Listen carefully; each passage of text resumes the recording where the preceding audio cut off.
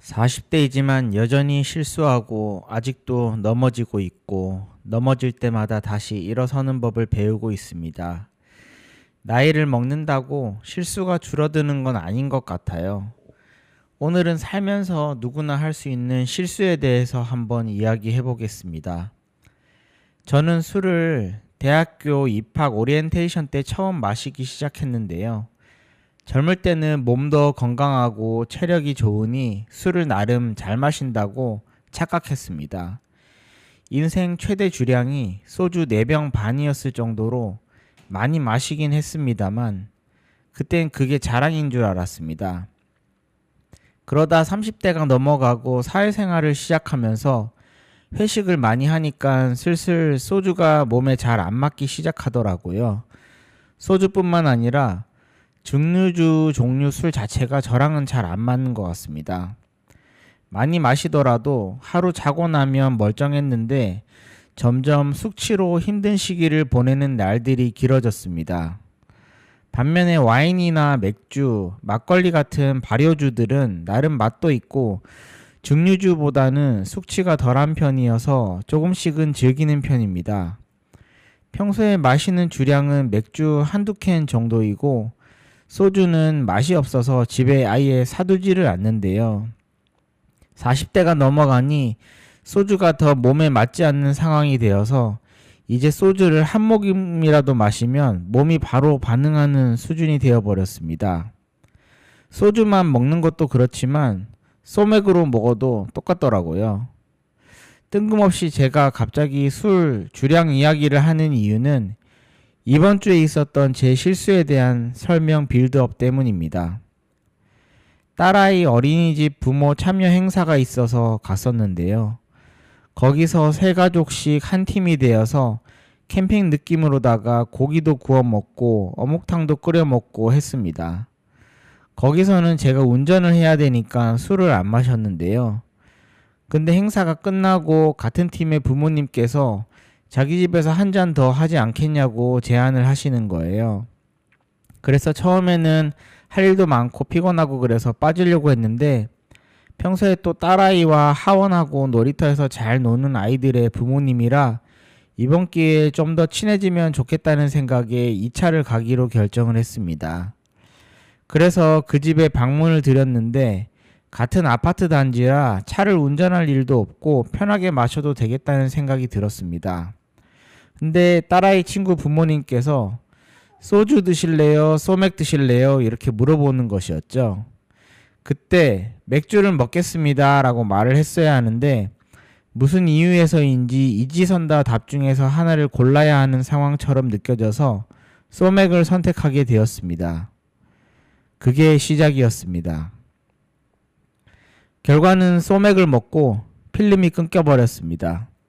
그리고 숙취로 3일을 고생했습니다.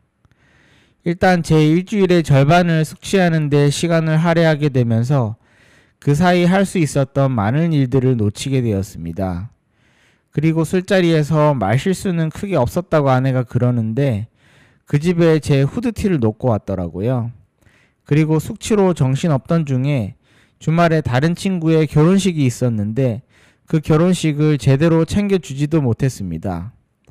참 여러모로 제 스스로에게 화가 나기도 하고 또 자책을 하게 되더라고요.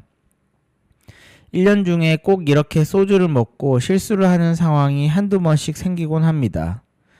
그래서 예전에 회사 회식이 있거나 술자리가 있는 날에는 절대 소주를 섞어 마시지 말자는 뜻에서 술잔을 잡는 손가락에 섞어 X라는 글자를 사인펜으로 적어가기도 했습니다. 그런데 이번에 또 같은 실수를 반복하게 되었네요. 이와 같은 실수를 하게 되면 가장 두려운 것은 필름이 끊긴 기억 상실의 시간 동안 내가 과연 다른 사람들에게 무슨 말을 했으며 무슨 실수를 했을까 걱정이 되는 것입니다. 그 걱정 때문에 며칠 동안 괜히 불안하고 혹시 누군가에게 신뢰라도 했을까 조마조마합니다. 이번 유튜브 영상을 통해서 앞으로 제 스스로 술에 대한 절제를 잘 해야겠다는 다짐을 한 번 더 해보면서 이번 저의 실수로 인해 든 술에 대한 제 생각을 한번 정리해 봅니다. 첫 번째로 당연한 이야기겠지만 무조건 내 주량껏 마시자입니다. 내 몸은 내가 가장 잘 알고 내 주량도 내가 당연히 잘 알겠지요. 저는 이제 제가 주량이 약한 사람이라는 것을 인정하기로 했습니다. 술을 잘 마신다고 해서 누가 상을 주는 것도 돈을 주는 것도 아닙니다. 건강을 잃으면 그 어떤 자리도 의미가 없습니다. 두 번째는 첫 번째와 맥락이 이어지긴 한데 내 페이스대로 마시자입니다. 남들이 원샷하고 또 나에게 원샷을 강요한다고 해서 내가 굳이 맞춰줄 필요는 없습니다. 올 여름에 강릉에 여행을 간 적이 있는데 저는 그날 냉방병에 걸려서 술을 입에도 못 대고 아내가 친척들과 같이 맥주를 즐겼는데요. 친척 중에 한 분이 원샷을 계속 강요하는 스타일인 분이 계셔서 아내가 계속 받아주다가 결국 탈이 난 적이 있습니다. 그 이후로부터는 절대 남이 강요하더라도 내 페이스대로 마시자고 서로 다짐을 했었습니다. 세 번째는 안주 상황에 따라 잘 대처하자입니다. 사람 스타일에 따라 다르겠지만 과자나 견과류, 해산물 같은 가벼운 안주의 경우에는 절대 소주는 피해야 합니다. 각 안주에 잘 어울리는 술이 있기 마련인데 국물류 같은 헤비한 안주가 아닌 이상은 소주는 가급적 피하는 것이 좋다고 생각합니다. 네 번째는 물을 자주 마시자입니다. 저는 평소에도 물을 잘 안 마시는 편이긴 한데 술을 마시는 자리에서는 물을 항상 많이 마셔주기로 다짐했습니다. 물을 많이 마셔주면 그만큼 술이 몸속에서 물과 희석되어서 덜 취하게 되지 않을까요? 마지막으로는 절대 섞어 마시지 말입니다. 폭탄주로 말아 마시면 더 빨리 취하게 되는 것 같습니다. 그리고 다음날 숙취도 훨씬 심각해지는 것 같고요. 그날도 결국 소맥이 문제였어요. 이번 숙취도 정말 이러다 내가 술병으로 큰일이 날 수도 있겠구나 싶은 생각까지 들더라고요. 건강이 무너지면 인생이 무너진다는 것을 다시금 깨닫게 되었습니다. 이 정도로 큰 문제 없이 넘어갔다는 것만으로도 감사하다는 생각을 하면서 한번 넘어지고 다시 일어서 봅니다. 실수는 누구나 하지만 그걸 통해 배우고 다음에 같은 실수를 반복하지 않으면 되니까요.